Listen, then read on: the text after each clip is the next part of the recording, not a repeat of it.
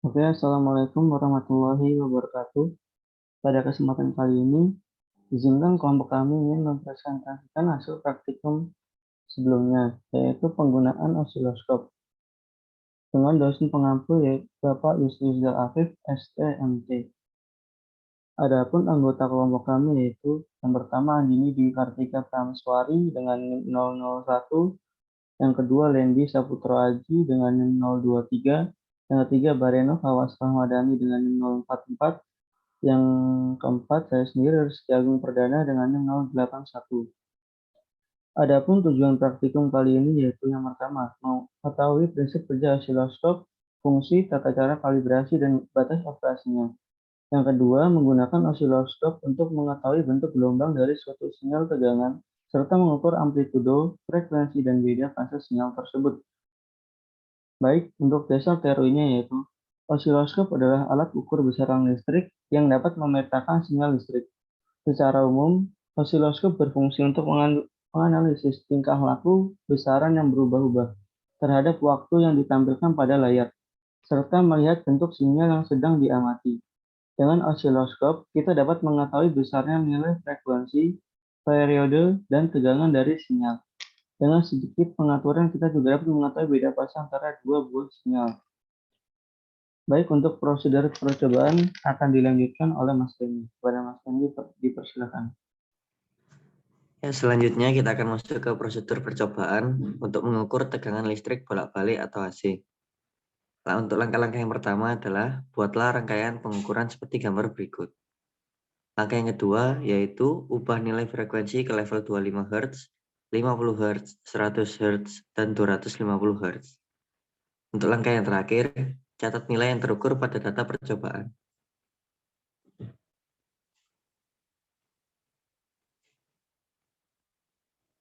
Selanjutnya adalah prosedur percobaan untuk mengukur beda fasa antara dua sinyal tegangan listrik.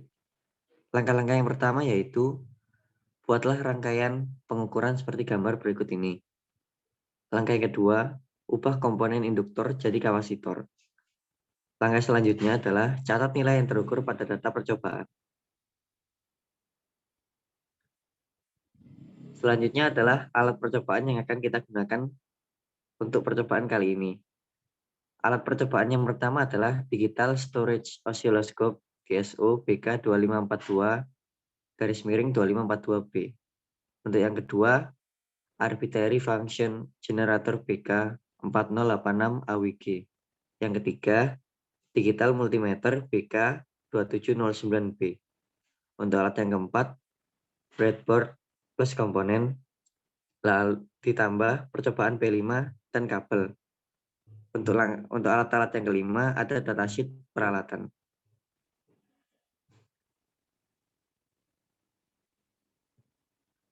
Berikut adalah data hasil pengamatan mengukur tegangan listrik bolak-balik AC. Berikut bisa dilihat gambarnya, gambar sinyal dari frekuensi 25 Hz, yang kedua 50 Hz, yang ketiga 100 Hz, dan berikut ini 250 Hz.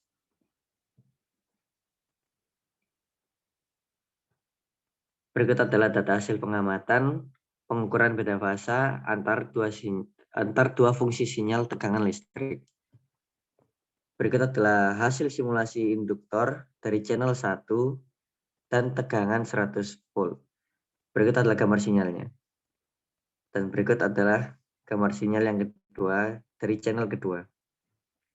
Selanjutnya ada hasil simulasi kapasitor dari channel 1 dan 2.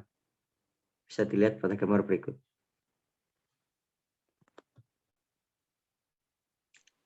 Kemudian yaitu analisis hasil pengamatan dari mengukur beda fasa antara dua fungsi sinyal tegangan listrik. Seperti yang diketahui bahwa VPP-nya yaitu 100 volt, frekuensinya 50 Hz, R1-nya 10 ohm, L1 10 mikrohenry, dan C1-nya mikrofarad. 10 mikrofarad. Yang ditanya yaitu VP. Diketahui bahwa VP di sini yaitu konstanta atau konstatatif dikali div per volt, di mana dari VP dalam osiloskop ini tegangan puncaknya meliputi 2 div, sehingga pada channel 1 VP-nya yaitu 100 volt per div, dan pada channel 2 dan pada channel 2 pun sama 100 volt per div.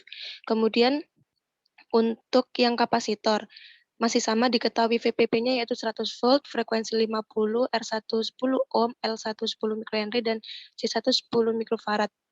Dan di sini pada channel satunya yaitu 100 volt per div dan pada channel 2-nya yaitu 100 milivolt per div.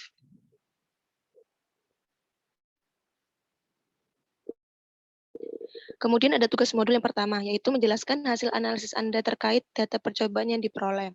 Analisis yang diperoleh dari percobaan tersebut adalah pada rangkaian pertama dapat disimpulkan ketika frekuensi diubah, maka akan terdapat perbedaan waktu yang dialami oleh gelombang sinusoidal dalam satu gelombang. Jika frekuensi semakin besar, maka waktu akan semakin cepat dalam menempuh satu gelombang.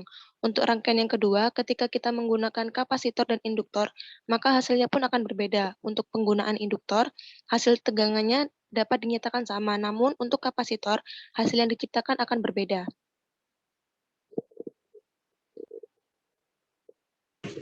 Kemudian tugas modul yang kedua yaitu apa fungsi function generator pada percobaan ini. Fungsinya yaitu dapat menghasilkan sinyal atau gelombang pada osiloskop di mana dengan menggunakan function generator tersebut frekuensi dan amplitudenya dapat diubah. Kesimpulannya yaitu untuk mendapatkan keluaran atau output buat bentuk gelombang yang diinginkan. Kemudian yang ketiga, adakah perbedaan level amplitudo dan frekuensi hasil pengukuran menggunakan multimeter dan osiloskop? Mengapa demikian? Jawabannya tidak ada, karena digital multimeter BK2109B akan memunculkan nilai frekuensi saja, sedangkan untuk osiloskop akan mengeluarkan keluaran output sinyal gelombang. Jadi dapat disimpulkan bahwa pengukuran menggunakan multimeter dan osiloskop tidak ada perbedaan level amplitudo dan frekuensi.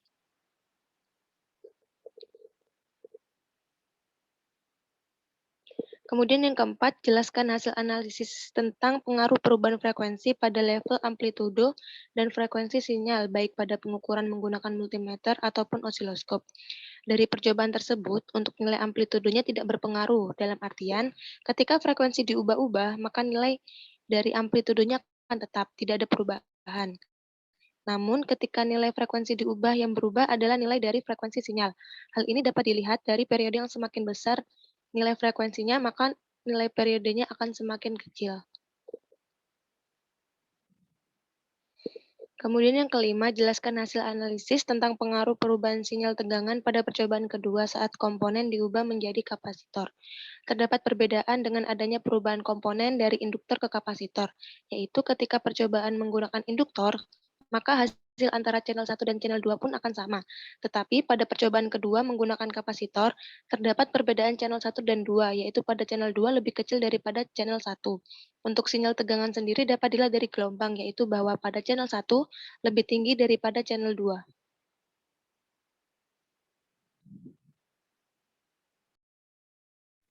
Pembahasan pada praktikum kali ini adalah membahas tentang penggunaan osiloskop yang bertujuan untuk mengetahui prinsip kerja osiloskop, fungsi, tata cara kalibrasi, dan batas operasinya, dan untuk mengetahui bentuk gelombang dari suatu sinyal tegangan serta mengukur amplitudo, frekuensi, dan beta fasa sinyal tersebut.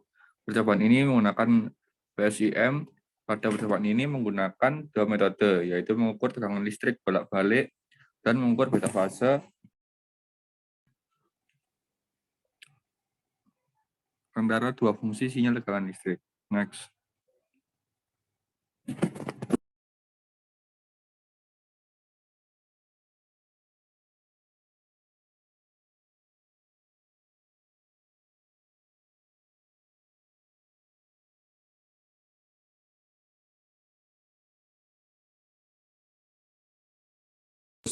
Hz.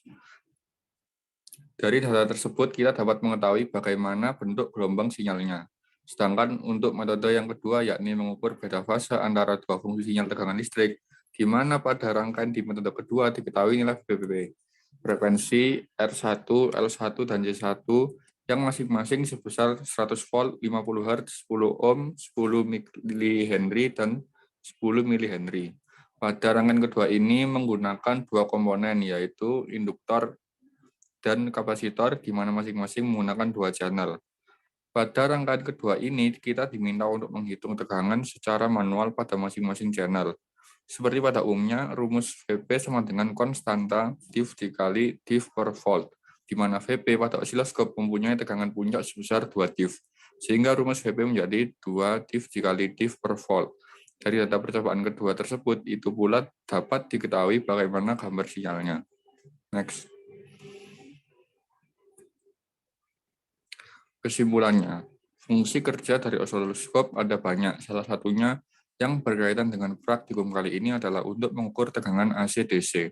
Adapun prinsip kerjanya yaitu tabung sinar katoda yaitu elektron dipancarkan dari katoda akan menumbuk bidang gambar yang dilapisi oleh zat yang bersifat fluoresen. Bidang gambar ini berfungsi sebagai anoda. Arah gerak elektron ini bisa dipengaruhi oleh medan listrik dan medan magnetik. Dan cara mengkalibrasinya adalah yang pertama menyalakan osiloskop, kemudian persiapan probe dan pasang konektor probe. Memasang ujung probe, mengatur batas ukur probe, dan selektor pada nilai 1x.